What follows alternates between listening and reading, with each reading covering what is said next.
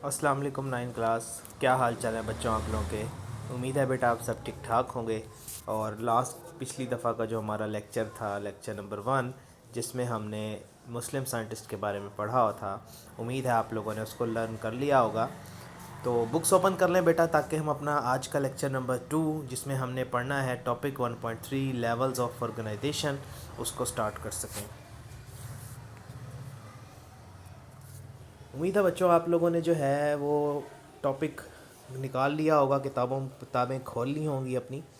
तो स्टार्ट करते हैं आज का टॉपिक। देखिए लिखा हुआ है, in order to understand the various phenomena of life biologist study biological organisation and different levels which are as follows. अब आप लोगों को मालूम है कि जब हमने ये चैप्टर स्टार्ट किया था तो शुरू में डेफिनेशन पढ़ी थी बायोलॉजी की। आपको पता है बायोलॉजी का मतलब ही है कि स्टडी ऑफ लाइफ, हम लाइफ के बारे में पढ़ते हैं। तो लाइफ के डिफरेंट फिनोमेना, डिफरेंट एस्पेक्ट्स के लाइफ क्या है, कैसे एग्जिस्ट करती है, कहाँ कहाँ एग्जिस्ट करती है, बनती कैसे है, ठीक है। तो वो सब साइंटिस्ट क्या करते हैं, यानी बायोलॉजिस्ट स्टडी करते हैं, ठीक है। तो उनको स्टडी करने के लिए उनको क्या करना पड़ता है, उसको डिफरेंट लेवल्स पे स्टडी करते हैं, ठीक है। अब एक चीज़ है, फॉर एग्जांपल हम बात करें, जैसे देखें नाम ही है ऊपर टॉपिक का, ऑर्गेनाइजेशन। ऑर्गेनाइजेशन क्या होती है, एक तंजीम होती है, ठीक है। उस तंजीम में के मुख्तलिफ स्टेप्स होते हैं, मुख्तलिफ डिपार्टमेंट्स होते हैं, ठीक है। तो इसी तरह से हम लोग इसमें बायोलॉजिकल ऑर्गेनाइजेशन के लेवल्स पढ़ेंगे कि वो स्टार्ट कहाँ से होता है। तो बायोलॉजिकल ऑर्गेनाइजेशन को स्टडी करना या उसके लेवल जो सबसे लोअर लेवल है ना, वो कहलाता है बेटा सब एटॉमिक एंड एटॉमिक लेवल। अच्छा, अब ये जो टॉपिक है ना बेटा, इसके बारे में थोड़ा सा मैं आपको गाइड कर दूँ। ये इस तरह से है कि इसमें से लॉन्ग भी बनते हैं और शॉर्ट क्वेश्चन भी बनते हैं, ठीक है। तो अभी जो हम टॉपिक पढ़ेंगे आज के टॉपिक के अंदर, वो सारे शॉर्ट क्वेश्चंस हैं, ठीक है। तो स्टार्ट करते हैं। सबसे पहला जो आपका लेवल है, सब एटॉमिक एंड एटॉमिक लेवल। तो देखिए लिखा हुआ है, all types of matter are made up of elements and each element contain a single kind of atoms. Atom का मतलब उसने लिखा, ए का मतलब नॉट, टी ओ एम का मतलब होता है cut. Atom means not cut, ठीक है। तो ये पुरानी बात थी, ठीक है। पहले ये सोचा जाता कि एटम डिवाइड नहीं हो सकता, मतलब वो मज़ीद छोटी चीज़ में टूट नहीं सकता, लेकिन ऐसा नहीं है। बाद में पता लगा कि एटम और छोटी चीज़ों से मिलकर बनता है, इसको इलेक्ट्रॉन, प्रोटॉन और न्यूट्रॉन कहते हैं, ठीक है।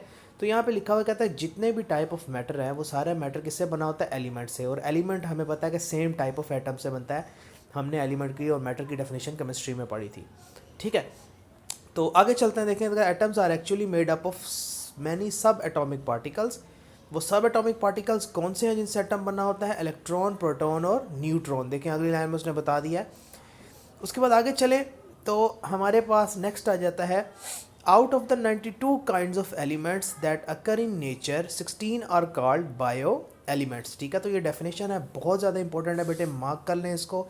डिफाइन बायो एलिमेंट या व्हाट आर बायो एलिमेंट्स।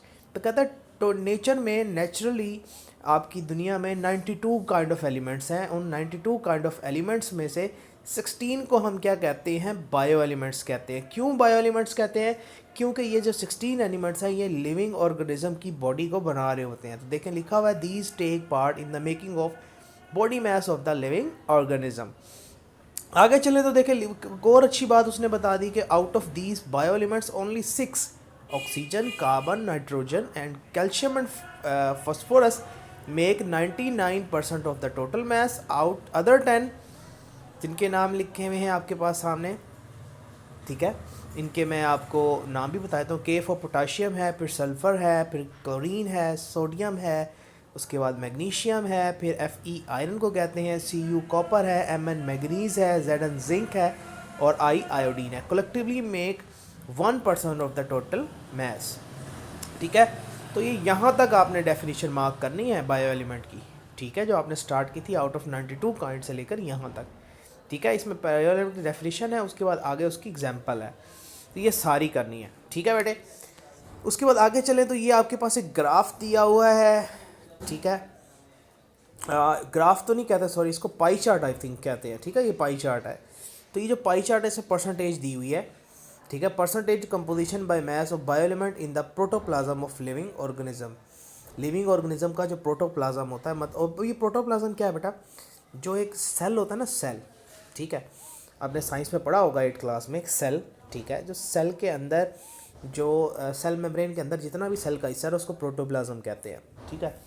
तो उसके बारे में बताया कि उसके अंदर क्या क्या क्या कितना कितना होता है। तो ऑक्सीजन 65% होती है, कार्बन 18% होती है, हाइड्रोजन 10%, नाइट्रोजन 3%, कैल्शियम 2%, फॉस्फोरस 1%, और उसके अलावा एलिमेंट्स हैं वो भी कितने होते हैं, 1% होते हैं। तो ये आपने याद रखना है, ठीक है। ये क्या है, ये MCQs के लिए है, ठीक है। अच्छा जी, उसके बाद मॉलिक्यूल की डेफिनेशन है, molecule is a smaller part of compound that retain the properties of that compound. कहता है मॉलिक्यूल जो है एक कंपाउंड का सबसे छोटा जो है वो हिस्सा है जो कि आपके कंपाउंड को प्रॉपर्टीज़ देता है, ठीक है। अच्छा जी, नेक्स्ट लेवल आ जाता है हमारे पास मॉलिक्यूलर लेवल, ठीक है। इसमें से भी डेफिनेशन आती है, ठीक है। देखिए लिखा है in organisms bio elements usually do not occur in isolated, isolated का मतलब होता है अलग अलग form, rather they combine through ionic or covalent bonding. The stable particle formed by such bonding is called a molecule or a biomolecule, ठीक है। तो याद होगा बेटे जब हम केमिस्ट्री पढ़ रहे थे तो उसमें मैंने थोड़ा सा आपको बॉन्ड के बारे में बताया था, ठीक है। तो यहाँ पे ये कह रहा है कि जो एलिमेंट्स हैं ना वो हमारे पास अकेले अलग अकेले नहीं घूमते, बल्कि वो क्या करते हैं, एलिमेंट्स आपस में मिलके बॉन्ड के ज़रिए आपस में कोवलेंट बॉन्ड या आयनिक बॉन्ड के ज़रिए मिलते हैं और नई चीज़ें बनाते हैं जो कि बहुत ज़्यादा स्टेबल होती है, उनको हम कहते हैं बायोमोलिक्यूल, ठीक है। तो ये डेफिनेशन हो गई आपकी बायोमोलिक्यूल की। कहता है an organism is found by enormous number of biomolecules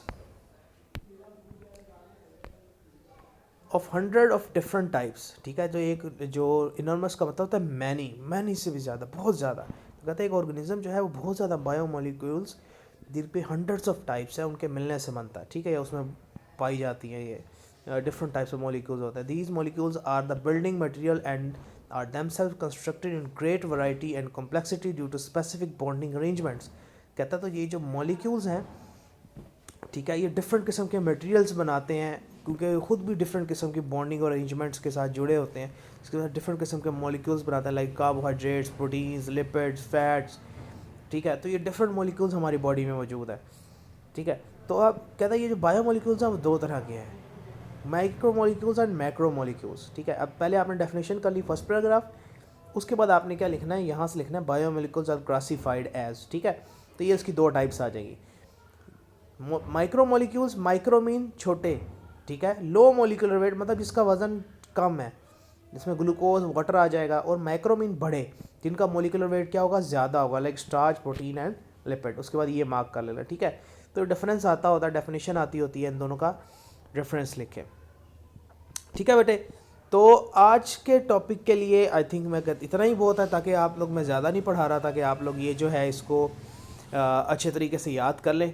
तो इंशाल्लाह फिर नेक्स्ट जो है हम नेक्स्ट अपना टॉपिक इंशाल्लाह लेक्चर नंबर जो हमारा 3 होगा, इसी टॉपिक को कंटिन्यू करेंगे और नेक्स्ट स्टेप की तरफ लेके चलेंगे, जिसमें हम organelle and cell level, tissue level, organ and organ system level को स्टडी करेंगे। तो अपना बहुत सा ख्याल रखिएगा, इन दोनों टॉपिक्स को अच्छे से याद कर लीजिएगा। अल्लाह हाफ़िज़।